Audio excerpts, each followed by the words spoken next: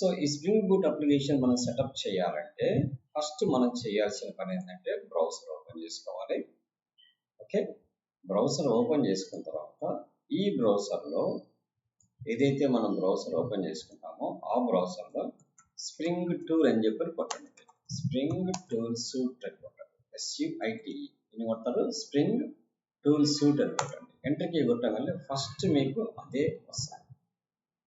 ఏమొస్తుంది? Spring tool set వస్తుంది. యాక్చువల్గా మనం ఎక్కడ కొడితే బెటర్ అది? సో ఇక్కడ కొడతాం. స్ప్రింగ్ టూల్ సెట్ అని చెప్పి కొడతాం.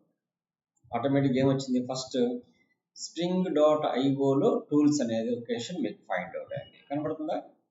చూడండి ఇక్కడ ఏమొచ్చింది? ఫస్ట్ స్ప్రింగ్ IO టూల్స్ అని చెప్పి వచ్చింది. మనం సెర్చ్ కొట్టాము ఇక్కడ స్ప్రింగ్ టూల్ సూట్ అని, ఆటోమేటిక్గా స్ప్రింగ్ వాళ్ళ ఒరిజినల్ వెబ్సైట్ ఒకటి ఉందన్నమాట. అది spring.io అనే వెబ్సైట్. దాంట్లో టూల్స్ సెటప్ చేయడం కోసం టూల్స్ అనే సబ్ మెనూ ఉంటుంది అనమాట. దాంట్లోకి మనం లోపలికి ఎంటర్ అవ్వాలి. స్ప్రింగ్లోకి ఎంటర్ అవ్వాలి. ఎంటర్ అయిన తర్వాత సో మనకి అక్కడ డిఫరెంట్ చూపిస్తుంది. ఒకసారి మళ్ళీ జూమ్ అవుట్ చేస్తాను, మీకు మొబైల్లో కూడా క్లియర్గా కనపడటం కోసం నేను జూమ్ చేస్తాను. సో అంటే చూడండి ఇక్కడ స్ప్రింగ్ టూల్స్ 4 అని చెప్పి వచ్చింది. ఇప్పుడు లేటెస్ట్ ప్రజెంట్ మార్కెట్లో వచ్చేసి స్ప్రింగ్ టూల్ 4, దీనికి ముందు 3 ఉంది అనమాట. ఇప్పుడు స్ప్రింగ్ టూల్ 4 వచ్చింది.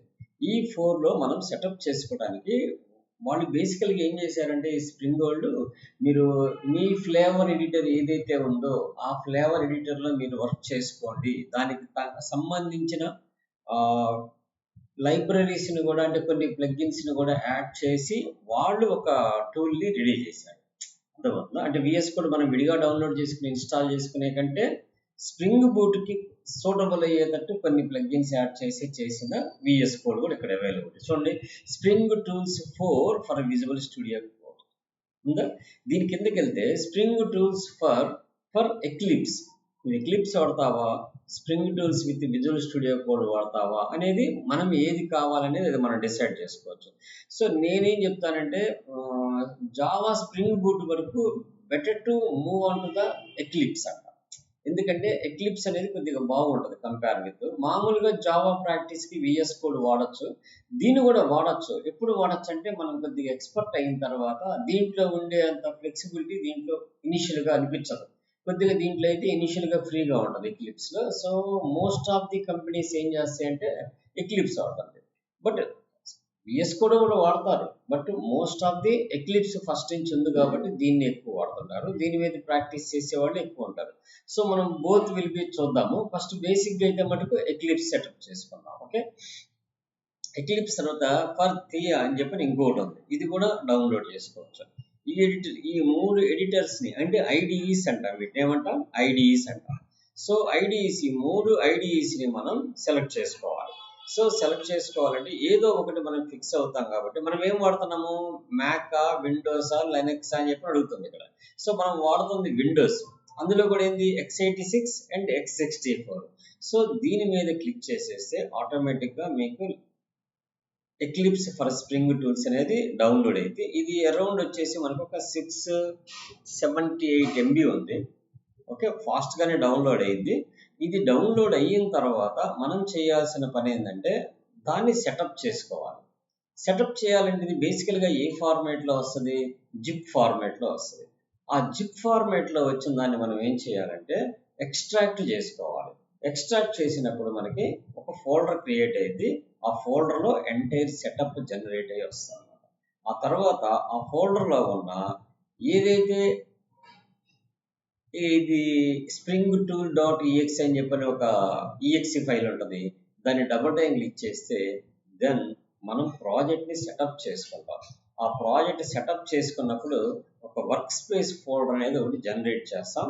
ఆ వర్క్ స్పేస్ ఫోల్డర్లో మనం త్రూ ఎక్లిప్స్ ద్వారా ఓపెన్ చేస్తాం. సో ఫస్ట్ ఏం చేద్దామంటే మనం ఎక్లిప్స్ ద్వారా చేద్దాం ఒకసారి.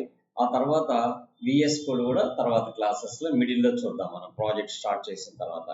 జనరల్గా ఇప్పుడు ఈ స్ప్రింగ్ టూల్ అనేది మనకి కంప్లీట్ వెబ్ అప్లికేషన్కి వాడచ్చు, only back and APIs development చేయడం కోసం వాడచ్చు. ఫర్ ఎగ్జాంపుల్ మీరు PHPలోనో లేకపోతే రియాక్ట్లోనో అప్లికేషన్ డెవలప్ చేసుకున్నారు, APIs కావాలి, అప్పుడు ఏం వాడతారు? సో స్ప్రింగ్ టూల్ని APIs కింద వాడుకోవచ్చు. ఫుల్ వెబ్ అప్లికేషన్ కోసం వాడుకోవచ్చు, at the parallelly only back and tool కింద కూడా వాడుకోవచ్చు స్ప్రింగ్ బూట్ అనేది. సో కాబట్టి మనం ఏం చేద్దాము, first API development first learn అవుదాము, ఆ తర్వాత ఫుల్ వెబ్ అప్లికేషన్కి వెళ్ళచ్చు. Okay, so let's after downloading మనం ఏం చేద్దాం, దీన్ని ఎక్స్ట్రాక్ట్ చేద్దాం. సో చూడండి ఇక్కడ దీనికి సపరేట్గా ఒక విఎస్ కోడ్ మార్కెట్ ప్లేస్ అని ఇచ్చాడు చూసారా, ఇది ఓపెన్ సోర్స్, అందుకని ఎవరైనా దీన్ని వాడుకోవచ్చు. ఇది కొద్దిగా దీంట్లో వచ్చేసేమో బ్యాక్గ్రౌండ్ బ్లాక్ లుక్ బాగుంటుంది, ఇది వైటిష్ గా ఎక్కువ బ్యాక్గ్రౌండ్ ఉంటుంది. కాకపోతే దీంట్లో అనోటేషన్స్ కానీ ఇంటెలిజెన్సీ కానీ ఇవి కొద్దిగా బాగా యూజ్గా ఉంటుంది. నేను రెండు చూపిస్తాను మీకు. ఫస్ట్ మనం బేసికల్గా ఎక్లిప్స్ సెటప్ చేద్దాము ఈ వీడియోలో. నెక్స్ట్ వీడియోలో ఏం చేద్దామంటే విఎస్ కోడ్ కూడా సెటప్ చేద్దాం. రెండు సెటప్ చేసుకున్న తర్వాత then we will work on that. ఈ థియా అనేది ఇది కూడా ఓపెన్ సోర్సే. సో కాబట్టి ఇది వెరీ లీస్ట్లో ఎక్కువ మంది దీన్ని వాడరు, తక్కువ మంది వాడుతుంటారు.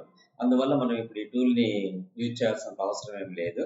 సో మనకు ఆల్రెడీ డౌన్లోడ్ అయిపోవచ్చేసింది. ఈ డౌన్లోడ్ అయిపోయిన దాన్ని ఏం చేద్దామంటే ఓపెన్ చేద్దాం. ప్రజెంట్ మార్కెట్లో జావా స్ప్రింగ్ బూట్ అనేది మంచి పాపులర్ బ్యాక్ ఎండ్ టూల్.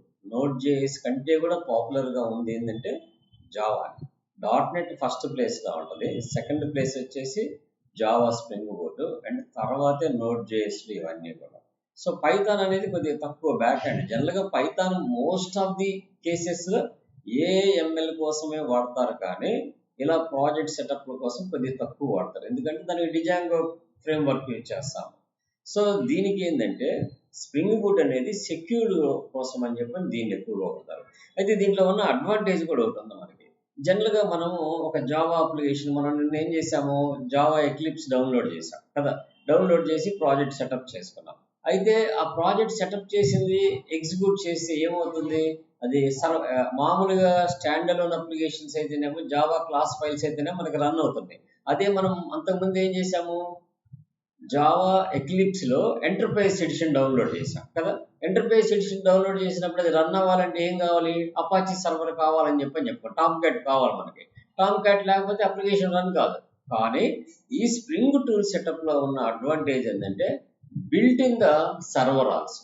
అంటే మనం డైరెక్ట్గా ప్రాజెక్ట్ని బిల్డ్ చేసేస్తే directly it can be executed. ఎందుకని డిఫాల్ట్గా దాంట్లోనే రన్ అయ్యే ఫెసిలిటీని కూడా వాడు సర్వర్ రన్ అయ్యే ఫెసిలిటీని బిల్ట్ఇన్ చేసి ఇచ్చాడు అనమాట.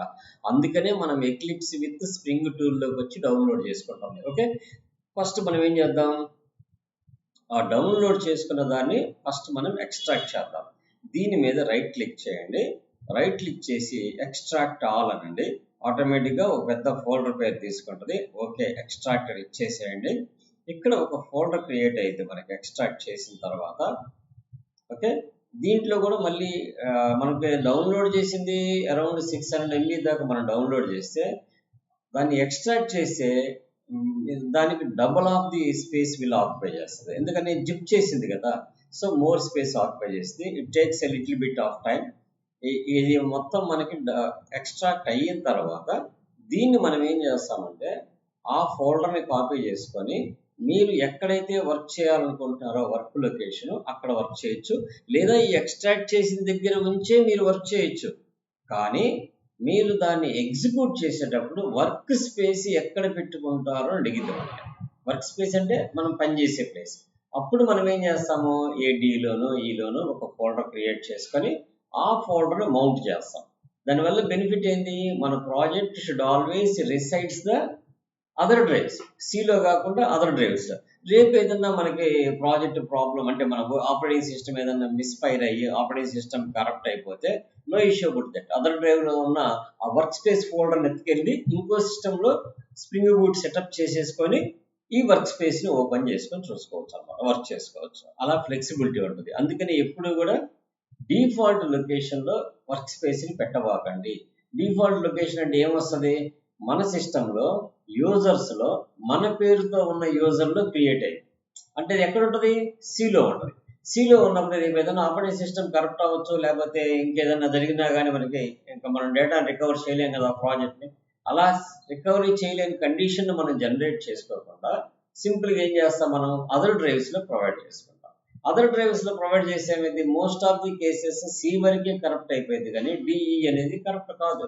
ఆ వర్క్ స్పేస్ లొకేషన్ మనం ఎప్పుడు మళ్ళీ రీఇన్స్టాల్ చేసుకున్న ఓఎస్ని జస్ట్ మనం స్ప్రింగ్ టూల్ ఇన్స్టాల్ చేసుకొని ఆ వర్క్ స్పేస్ని మనం సెలెక్ట్ చేసుకుంటే మన ఎంటైర్ ప్రాజెక్ట్ సేఫ్గా ఉంటుంది అనమాట. సో అందుకోసం మనం ఎప్పుడూ కూడా ఆ వర్క్ స్పేస్ అనేది out of the sea select చేసుకోవడం అనేది ఇట్స్ ఏ బెస్ట్ ప్రాక్టీస్ అనమాట.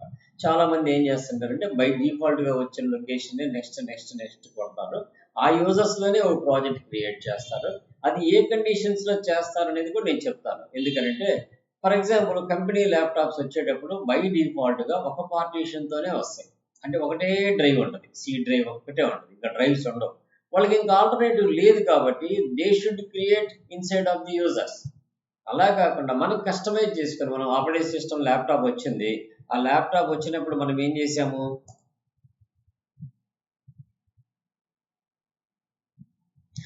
ఇక్కడ ఏమంటుందంటే చూడండి, ఇక్కడ ఒక ఇష్యూ మనకి జనరేట్ అయింది.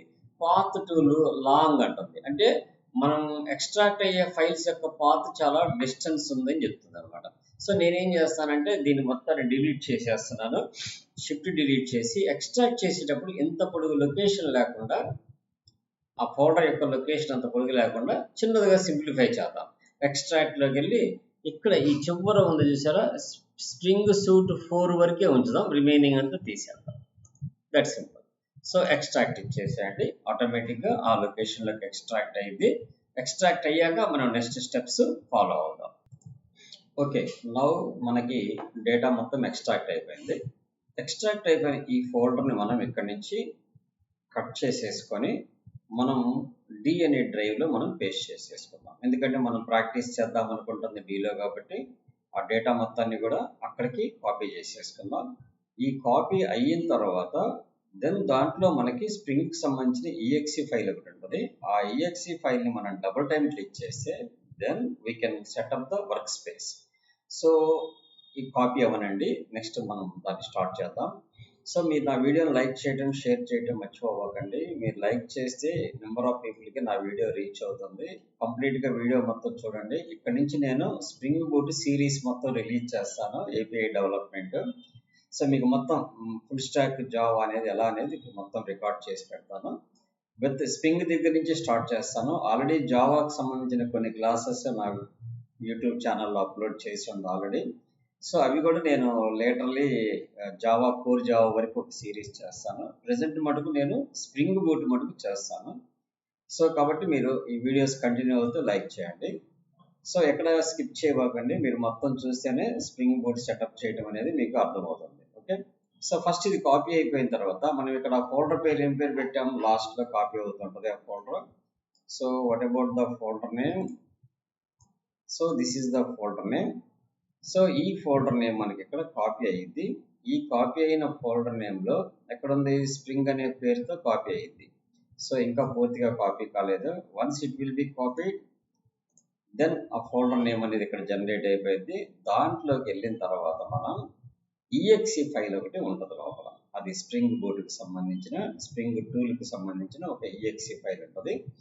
జస్ట్ దాన్ని డబుల్ టైం క్లిక్ చేస్తే మనకి వర్క్ స్పేస్ యొక్క లొకేషన్ అడిగింది. దానికోసం మనం ముందుగానే ఇక్కడ ఏం చేద్దామంటే ఒక న్యూ ఫోల్డర్ ఒకటి క్రియేట్ చేసేసుకున్నాం. ఆ ఫోల్డర్ పేరు మనం ఏం పెడదామంటే స్ప్రింగ్ ప్రాక్టీస్ అని పెడతాం. స్ప్రింగ్ ప్రాక్టీస్ అని పెడతాం, ప్రాక్టీస్. ఓకే, ఈ స్ప్రింగ్ ప్రాక్టీస్ అనే ఫోల్డర్ని మనం సెలెక్ట్ చేసుకుందాం. సో ఇప్పుడు కాపీ అయిపోయిందా, మనకి ఇంకా కాలేదు. Some more files will be need. ఇక్కడ ఆల్రెడీ ఒక ఫోల్డర్ జనరేట్ అయిపోయింది చేసారా, ఇది మనం కాపీ చేస్తున్న ఫోల్డర్. ఈ ఫోల్డర్ లోపలికి వెళ్దాము. మీన్ వైల్ ఇంకా ఇది ఈ సూట్ అనే ఫైల్ మనం ఎగ్జిక్యూట్ చేయాలి. బట్ కాకపోతే ఎప్పుడు కూడా పూర్తిగా కాపీ కాకుండా మనం ఎగ్జిక్యూట్ చేయకూడదు. ఎందుకంటే సమ్ డిపెండెన్సీస్ దాని అవసరం ఉండి ఉంటే అప్పుడు మనకి సెటప్ అనేది ప్రాబ్లం అయింది. సో ఇప్పుడు మనకు ఆల్రెడీ కంప్లీట్గా ఈ ఫోల్డర్లో క్రియేట్ అయిపోయింది. ఇక్కడ మనకి స్ప్రింగ్ టూల్ సెట్ సూట్ అని చెప్పి ఉంచండి. ఇక్కడ నేను జూమ్ చేస్తాను మీకు కనపడటం కోసం. ఇది స్ప్రింగ్ టూల్ సూట్ అని చెప్పనుంది. దీన్ని డబుల్ టైం క్లిక్ చేయండి. దీన్ని డబుల్ టైం క్లిక్ చేయండి. క్లిక్ చేసిన తర్వాత మనకి స్ప్రింగ్ టూల్ సూట్ అనేది ఓపెన్ అయింది. ఈ ఓపెన్ అయిన తర్వాత మనం 1 by 1 స్టెప్స్ అన్ని నీట్గా ఫాలో అవుదాము. నెక్స్ట్ మనం టుమారో నుంచి దీని మీద వెబ్ ఏపీఐస్ ఎలా డెవలప్ చేయాలనేది ఫస్ట్ స్టార్ట్ చేసుకుందాము. ఆ తర్వాత ఫ్రంట్ ఎండ్కి ఆ ఏపీఐస్ని ఎలా ఇంటిగ్రేట్ చేయాలనేది మనం ప్రాక్టీస్ చేద్దాం. సో ఇక్కడ లిటిల్ బిట్ ఆఫ్ టైం పట్టింది అది ఎన్విరాన్మెంట్ ఓపెన్ అవ్వడానికి. కొద్దిగా వెయిట్ చేయాలి మనం. వెయిట్ చేస్తే ఆటోమేటిక్గా it should be open. Okay, so wait చేయండి, ఈ స్ప్రింగ్ అనేది మనకి ఓపెన్ అయింది. నేను అన్ని మినిమైజ్ చేసేస్తున్నాను. So once it will be loaded the memory, then మనకి నెక్స్ట్ స్క్రీన్ అపియర్ అయింది అనమాట. Until you should wait.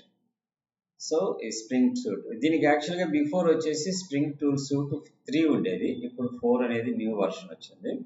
So వర్షన్కి మనకి సమ్ బేసిక్ కమాండ్స్ ఎప్పుడు కూడా చేంజ్ కావు.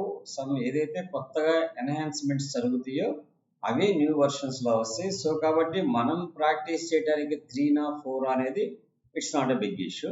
బట్ కాకపోతే ఏదైతే స్ప్రింగ్ టూల్స్ మనం వాడుతున్నామో ఆ వర్షన్కి కంపాటబిలిటీ ఉన్న జావా మన సిస్టంలో ఇన్స్టాల్ అయ్యి ఉండాలి. That should be remember. For example spring tool 3 వాడుతున్నాం అనుకోండి, మన సిస్టంలో జావా అరౌండ్ 17 అన్న మన దాంట్లో ఇన్స్టాల్ అయ్యి ఉండాలి. ఇప్పుడు 4 వాడుతున్నాం అనుకోండి, అరౌండ్ 18 above 20 అట్లా. లేకపోతే మనకి ఇన్కంపాటబుల్ చెప్పేసింది ఆల్రెడీ. ఇప్పుడు ఇక్కడ ఏమవుతుంది, నేను ఇందాక చెప్పాను మీకు ఆల్రెడీ, యూజర్స్లో మన యూజర్ నేమ్లో డాక్యుమెంట్స్లో వర్క్ స్పేస్ క్రియేట్ అయింది. మనకు అలా వద్దు అని చెప్పాను. ఎక్కడ మనం సెలెక్ట్ చేసుకోవాలి, డెస్క్టాప్ కాకుండా మనం డి డ్రైవ్లో ఒక వర్క్ స్పేస్ క్రియేట్ చేసాం ఆల్రెడీ ఇందాక ఫోల్డర్. దాని పేరు ఏం పేరు పెట్టాం, స్ప్రింగ్ ప్రాక్టీస్ అని పెట్టాం. దాన్ని సెలెక్ట్ చేసేసుకొని నాకు ప్రతిసారి మళ్ళీ ప్రాజెక్ట్ ఓపెన్ చేసినప్పుడల్లా ఈ డైలాగ్ బాక్స్ రాకుండా నేను చేసే వర్కులన్నీ సబ్ ప్రాజెక్ట్స్ అన్నీ కూడా ఈ స్ప్రింగ్ ప్రాక్టీస్లోనే చేయాలి అనుకుంటే ప్రతిసారి ఈ ఆప్షన్ మనం అడగకుండా ఉండటం కోసం use as the default and do not ask again, మళ్ళీ ఎప్పుడు నన్ను అడగబాకు, దీన్నే డిఫాల్ట్ వర్క్ స్పేస్ కింద ఈ సిస్టంలో తీసుకొని చెప్పడం అనమాట. దెన్ లాంచ్ అని చెప్పని ప్రెస్ చేస్తే then spring tool will be launch. ఈ స్ప్రింగ్ టూల్ అనేది మనకి లాంచ్ అయ్యింది. ఈ లాంచ్ అయిన తర్వాత మనం ఒక కొత్త ప్రాజెక్ట్ తీసుకొని ఆ ప్రాజెక్ట్ సెటప్ చేద్దాము. This is the spring boot. So బ్యాక్గ్రౌండ్లో అది ఆ పేజ్ అనేది క్లోజ్ అయిపోయింది. సో దీన్ని మ్యాక్సిమైజ్ చేసేసుకోండి. ఫస్ట్ ఓపెన్ చేయగానే మనకి ఇలా వస్తుంది. ఇక్కడ మీకు రకరకాల స్ప్రింగ్లో చూడండి, create a Java project, create a maven project, create a new spring starter project. So ఇట్లా డిఫరెంట్ ఇచ్చాడు కదా. సో నేనేం చేస్తాను, ఫస్ట్ మనం చెక్ చేసుకోవడం కోసం ఏం చేద్దామంటే create a new starter project కదా. ఇక్కడి నుంచి చేయొచ్చు, మనం ఫైల్లోకి వెళ్ళి న్యూ అని క్లిక్ చేసి కూడా ఇక్కడి నుంచి కూడా మనం ప్రాజెక్ట్స్ చేయొచ్చు. ఓకే, ఇక్కడి నుంచి కూడా ఉంది చూసారా స్ప్రింగ్ స్టార్టర్ ప్రాజెక్ట్ అని చెప్పని. ఆల్రెడీ మనం చేసిన ప్రాజెక్ట్స్ ఏమన్నా ఉంటే import spring getting started content అంటాం, లేదనుకుంటే మనం కొత్తగా క్రియేట్ చేసుకుంటాం. జనరల్గా మ్యావెన్ ప్రాజెక్ట్సే ఎక్కువగా వర్క్ చేస్తుంటారు. గ్రాడీలు మ్యావెన్ అని 2 రకాలు ఉంటాయి మనకి. సో మ్యావెనే వాడుతుంటాము. సో అది ఏందనేది నేను చెప్తాను మీకు దాని గురించి. ఫస్ట్ మనం ఏం చేద్దాం, స్ప్రింగ్ స్టార్టర్ ప్రాజెక్ట్ అని క్లిక్ చేద్దాం. సో ఇది సర్వీస్ యూఆర్ఎల్ ఎక్కడైతే మనకు ఉంటుందో డిఫాల్ట్గా ఎక్కడ వస్తుంది, నేమ్ అనేది డెమో వస్తుంది కదా. నేనేం చేస్తానంటే ప్రాజెక్ట్ 1 అని చెప్పని పెట్టుకుంటాను. నేనేం పెడుతున్నాను, ప్రాజెక్ట్ 1 అని పెట్టుకుంటాను. ఇక్కడ మనకు అడుగుతుంది టైప్ ఏం వాడతాం అడుగుతుంది. సో జనరల్గా ఏం వాడుతున్నాం, మ్యావెన్ వాడుతున్నాం. జావా వర్షన్ రిక్వైర్మెంట్ డిఫాల్ట్గా 17 ఇచ్చింది, మన దాంట్లో ఆల్రెడీ 23 ఉంది. అర్థమైందా? సో 17 రిక్వైర్మెంట్ సరిపోతుంది అనుకుంటే దాన్ని అందులో ఉంచేయచ్చు. మన సిస్టంలో ఏది అవైలబుల్ ఉందనేది మనం చెక్ చేసుకోవాలంటే ఏం చెప్పుకున్నాం మనం, ఒకసారి కమాండ్ ప్రాంప్ట్ ఓపెన్ చేసుకుందాం. అంటే పర్ఫెక్ట్గా మనం వర్క్ చేయాలంటే మన దాంట్లో ఏది ఉందో తెలుసుకోవడం బెటర్ కదా. సో ఈ కమాండ్ ప్రాంప్ట్లో జావా అని పెట్టేసి ఐఫన్ వర్షన్ అని చెప్పని కొడితే మనకు ప్రెసెంట్ మనం వాడుతున్న జావా యొక్క వర్షన్ ఏదని తెలిసింది. 20 వాడుతున్నాం, 20.0.1. సో ఇక్కడ మనకు 20 అనే వర్షన్ ఉందా లేదు. సో కాబట్టి వీఆర్ గోయింగ్ ఫర్ 17కి వెళ్ళిపోదాం. ఇక్కడ ప్యాకేజీ ఏది, జార్ ఫైల్సా వార్ ఫైల్స్ అంటారు. జనరల్గా జార్ ఫైల్స్ వాడుతుంటాము. లెనక్స్లో వార్ ఫైల్స్ వాడుతున్నాం, విండోస్లో కూడా వార్ ఫైల్స్ వాడచ్చు. ఆ డిఫరెన్స్ ఏంటంటే కూడా మీకు తర్వాత చెప్తాను. లాంగ్వేజ్ కోట్లిన్ వాడతారా, గ్రూవీ వాడతారా, జావా వాడతారా అంటారు. మనం చేసేది జావా కాబట్టి జావా ప్రాజెక్ట్ అని తెలుసుకుంటాం. ఇక్కడ గ్రూప్ అనేది ఉంది చూసారా, com.example అని చెప్పింది. ఇక్కడ ఈ కామ్ తర్వాత మనం ఏం చేద్దామంటే స్ప్రింగ్ డాట్ ఎగ్జాంపుల్స్ అని పెట్టుకుందాం. That is the group name అన్నమాట. ఈ గ్రూప్లో ఎన్నైనా క్రియేట్ చేసుకోవచ్చు. ఇక్కడ ఆర్టిఫాక్టరీ యొక్క నేమ్ వచ్చేసి ప్రాజెక్ట్ 1 ఉంచుదాం. వర్షన్ వచ్చేసి మనం 1.0.0.1 దగ్గర నుంచి స్టార్ట్ చేసుకుందాం. డిస్క్రిప్షన్ ఏంటంటే ఇక్కడ నేను ప్రాజెక్ట్ 1 ఫర్ స్టార్టింగ్ అని చెప్పని పెట్టుకున్నాం. సో ఇక్కడ ప్యాకేజ్ నేమ్ ఉంది చూసారా, ఇక్కడ example.demo అనే బదులు నేనేం చేస్తా అంటే com.spring.demo ఎగ్జాంపుల్స్ అని చెప్పి పెట్టుకోండి. సో ఇదన్నీ ఏంటిది, ఇది దీస్ ఆర్ అవర్ ప్యాకేజ్. అంటే మనం ప్రాజెక్ట్ చేసే, మనం ఈ జావా చేసేటప్పుడు ఏం చేస్తుంటాం, మనం పైన ప్యాకేజ్ నేమ్ రాస్తాం కదా. అలానే మన ప్రాజెక్ట్ మొత్తానికి ఒక ప్యాకేజ్ నేమ్ పెట్టుకుంటే ఈ ప్యాకేజీని ఇంకెక్కడికైనా మనం ఇంపోర్ట్ చేసుకునే ఫెసిలిటీ ఉంటుంది. కాబట్టి బై డిఫాల్ట్ గా ఒక ప్రాజెక్ట్ చేసేటప్పుడు ఒక ప్యాకేజ్ నేమ్ అనేది డిఫైన్ చేసుకుంటాం. సో ఇది మొత్తం రాసిన తర్వాత మనం ఏం చేయాలి, నెక్స్ట్ అని చెప్పని ప్రెస్ చేయాలి. ప్రెస్ చేసిన తర్వాత ఇక్కడ స్ప్రింగ్ బూట్ వర్షన్ 3.4 ఉంది, 3.41 ఉంది, ఇట్లా డిఫరెంట్గా బై లేబుల్ మనకి ఏం చూపిస్తుంది, 3.4 చూపిస్తుంది. So let us move on to the 3.4. ఇక్కడ మనం వెబ్ అప్లికేషన్ డెవలప్ చేయాలనుకుంటున్నాం. వీటన్నిటిని ఏమంటారంటే డిపెండెన్సీస్ అంటాం. ఆ ప్రాజెక్ట్కి ఏమేమైతే అవసరమైతే వాటికి సంబంధించినవి యూజ్ చేసుకోవడం కోసం. ఇప్పుడు వెబ్ అని కొట్టంగానే మనకి ఇక్కడ స్ప్రింగ్ వెబ్ అని వచ్చింది. ఈ స్ప్రింగ్ వెబ్ అనేది ఎందుకు వాడతాము, స్ప్రింగ్ బూట్ లో వెబ్ సర్వీసెస్ డెవలప్ చేయడం కోసం వాడతాం. దాని మీద కర్సర్ పెట్టంగానే మీకు ఏం చెప్తుంది, build web including the restful application using the spring MVC. MVC అంటే ఏంది, మోడల్ వ్యూ కంట్రోల్ ఆర్కిటెక్చర్ అంటాం. మోడల్ వ్యూ కంట్రోల్ ఆర్కిటెక్చర్ అంటే మోడల్ అంటే అర్థం ఏంటంటే nothing but a database structure నే మనం మోడల్ అంటాం. కంట్రోలర్ ఏం చేసింది అంటే అది వ్యూకి వెళ్ళాలా, మోడల్ నుంచి డేటా ఫెచ్ చేసుకోవాలా, మోడల్లోకి వెళ్ళి డేటా సేవ్ అవ్వాలా, వీటికి సంబంధించిన మొత్తం డిసైడ్ చేసేది కంట్రోలర్ అనేది. వ్యూ అనేది ఏం చేసింది, మనకి స్క్రీన్ మీద వ్యూని రిప్రజెంట్ చేసింది అనమాట. ఈ ఆర్కిటెక్చర్ ని మనం ఏమంటామంటే మోడల్ వ్యూ ఆర్కిటెక్చర్ అని పిలుస్తుంటాం. సో ఇక్కడ స్ప్రింగ్ అనే డిపెండెన్సీని మనం సెలెక్ట్ చేసుకుంటే మనం ఏ డిపెండెన్సీస్ అయితే ఇక్కడ సెలెక్ట్ చేసుకుంటామో ఆ డిపెండెన్సీస్ అన్ని కూడా ఇక్కడ యాడ్ అయిపోతాయి. ఓకే, ఇక్కడ సిస్టమ్ డాట్ వెబ్ అనేది నేను సెలెక్ట్ చేసేసుకున్నా. తర్వాత మీకు వాటిలో ఏమేమి ఉంటాయి ఏందనేది మొత్తం నేను చెప్తాను 1 by 1. ఇక్కడ నెక్స్ట్ అని కొట్టినా పర్లేదు, ఆటోమేటిక్గా బేస్ URL ఏంది, దానికి సంబంధించిన ఏమేమి ఫెట్ చేయాలో మొత్తం అక్కడ చూపించింది. మనకి ఫినిష్ అని చెప్పని ఇచ్చేసేయండి. ఆటోమేటిక్గా మనకు ఒక ప్రాజెక్ట్ జనరేట్ అయిపోయింది. అంటే ఎంత సింపుల్ గానే మనకు ప్రాజెక్ట్ జనరేట్ అయింది. ఇక్కడ ఈ pom.xml అని చెప్పిన ఒక ఫైల్ ఉంటుంది. మన ప్రాజెక్ట్ కి సంబంధించిన ఇన్ఫర్మేషన్ మొత్తం కూడా ఈ pom.xml అనే ఫైల్లో ఉంటుంది. అంటే మనం ఏం ప్రాజెక్ట్ పేరు పెట్టాము, ఇంకా క్రియేట్ అవ్వలేదు. Once it will be create then we can open the pom file. ఆ pom ఫైల్ నథింగ్ బట్ మనం రియాక్ట్ చేసి నేర్చుకున్నాం కదా, దాంట్లో ప్యాకేజ్.json అని చెప్పనే ఫైల్ ఉంటుంది. దాంట్లో ఏముంటుంది, ప్యాకేజ్.jsonలో మనం ఏమేమి డిపెండెన్సీస్ యాడ్ చేసుకున్నాము, మన ప్రాజెక్ట్ రన్ అవ్వడానికి ఏమేమి కమెంట్స్ ఉంది, మన ప్రాజెక్ట్ యొక్క మేనిఫెస్ట్ డీటెయిల్స్ ఏముంది, ప్రాజెక్ట్ నేమ్ ఏంది, వర్షన్ ఏంది, దాని ఓనర్ ఎవరు, ఇట్లాంటి డీటెయిల్స్ అన్ని మనం ఎక్కడ పెట్టుకుంటాము, ప్యాకేజ్.json ఫైల్లో ఉంటాయి.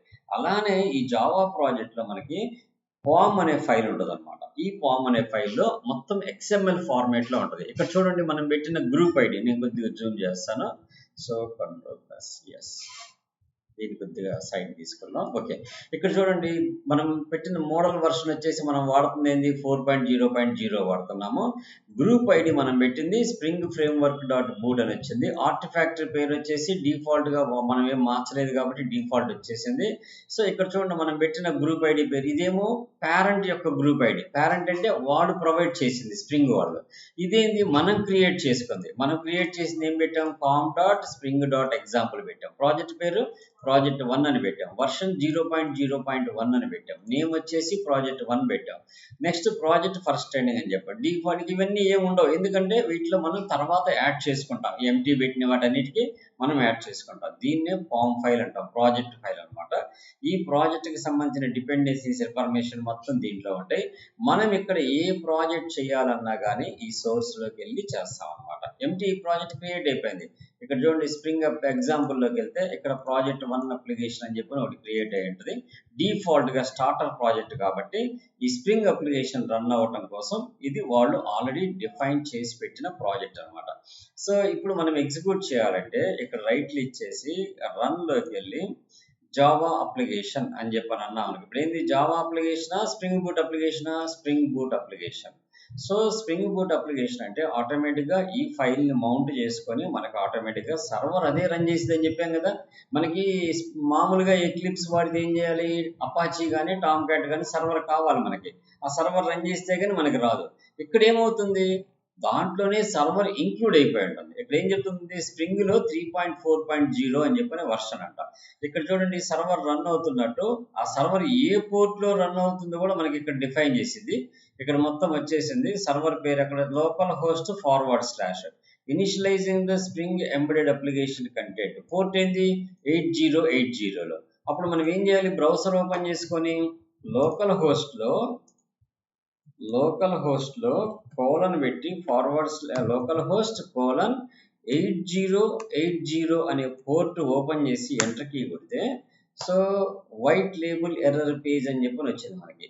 సో ఇది ఏంటిది, జస్ట్ వాళ్ళు టెస్టింగ్ కోసం పెట్టిన ఒక పేజ్ అనమాట. This application has no explicit mapping for errors, so you are seeing this is a fallback, ఈ రోజు డేటు ఇది చూపిస్తుంది మనకి. అంటే అర్థమైంది, జస్ట్ దాంట్లో ఏదైతే డిఫాల్ట్గా వాళ్ళు ప్రొవైడ్ చేశారో ఆ ఇన్ఫర్మేషన్ అనేది మనకి ఇక్కడ డిస్ప్లే అవుతుంది. సో కాబట్టి మనం ఏం చేసాం, ఇక్కడ spring application dot run project application class అనమాట. ఈ ప్రాజెక్ట్ అప్లికేషన్ అనే దాంట్లో మనం ఈ ఫైల్ని మనం కాల్ చేసాం, ఫస్ట్ సోర్స్ ఫైల్ని. దీన్ని రాయాలంటే ఈ ఫైల్ నేను చెప్పుకున్నాం, మనం దీన్ని ఏమంటాం, అనోటేషన్స్ అంటాం. సో స్ప్రింగ్ బూట్ అప్లికేషన్ అని చెప్పడం కోసం మనం రాసే అనోటేషన్ అనమాట. ఈ అనోటేషన్స్ రాసుకున్నాం. దీన్ని మన ప్యాకేజ్ పేరు ఏం పేరు పెట్టాం, మనం ఇందాక com.sprint.examples అని పెట్టాం. ఆటోమేటిక్గా యాడ్ చేసేసింది అది. సో ఇది ఎక్కడ ఇంపోర్ట్ చేసేది, ఎక్కడి నుంచి ఇంపోర్ట్ చేస్తుంది, org.spring boot స్ప్రింగ్ అప్లికేషన్ నుంచి ఇంపోర్ట్ చేసుకుంటుంది లైబ్రరీని. సో దీంట్లో మెయిన్లో ఈ ఫంక్షన్ని రన్ చేస్తాం. ఓకే, ఈ ప్రాజెక్ట్ అప్లికేషన్ 1 అనేది డాట్ క్లాస్ అనే ఫైల్ని రన్ చెయ్యి అని అర్థం అనమాట. ప్రాజెక్ట్ అప్లికేషన్ 1 డాట్ క్లాస్ అనే ఫైల్ని రన్ చేయమంటే ఇదే, this is the project application 1, దాని యొక్క క్లాస్ ఫైల్ని రన్ చేయమని చెప్పి అంటున్నాం అనమాట. ఆర్గ్యుమెంట్స్ మనం ఏమీ పాస్ చేయలేదు, అందుకని డిఫాల్ట్గా పేజ్ నాట్ ఫౌండ్ అనేది మనకి డిస్ప్లే అవుతుంది. తర్వాత మనం ఏదైతే కంటెంట్ రాసుకుంటామో ఆ కంటెంట్కి సంబంధించిన కంటెంట్ని మనం స్క్రీన్ మీద చూపించవచ్చు. ఇది బేసికల్గా మనం స్ప్రింగ్లో ప్రాజెక్ట్ సెటప్ చేసుకునేది. ప్రాజెక్ట్ని మనం ఇక్కడ బ్రేక్ చేయాలంటే Ctrl+C అని ప్రెస్ చేసినా బ్రేక్ అయిపోయింది ఇక్కడ టెర్మినల్లో, లేదంటే ఇది కన్సోల్ కదా, ఈ కన్సోల్లో మనం Ctrl+C కొట్టినా టెర్మినేట్ అయిపోయింది. లేదంటే ఇక్కడ పైన మనకి స్టాప్ ఇచ్చాడు చూసారా, స్టాప్ ద ప్రాజెక్ట్ అన్నా కానీ ఆటోమేటిక్గా shut down completed, server should be shut down అయిపోయింది. సో ఇది మనం స్ప్రింగ్ బూట్లో ప్రాజెక్ట్ని సెటప్ చేయడం. సో ఫస్ట్ దీన్ని మీ సిస్టంలో సెటప్ చేసుకోండి. రేపు నుంచి 1 by 1 ఫస్ట్ ఏపీఐస్ ఎలా డెవలప్ చేస్తాం ఏందనేది మనం లెర్న్ అవుదాం. సో దీనికి MySQL మనం ఆల్రెడీ నేర్చుకున్నాం కాబట్టి బ్యాక్ ఎండ్ కింద ఒక డేటాబేస్ని క్రియేట్ చేసుకుందాం MySQL. ఆ MySQL ఇంటిగ్రేషన్కి మనం వర్కౌట్ చేద్దాం. Okay, so okay bye. So నా వీడియో నచ్చినట్టయితే లైక్ చేయండి, షేర్ చేయండి. నెక్స్ట్ క్లాస్ మనం REST APIs నుంచి స్టార్ట్ చేద్దాం. ఓకే.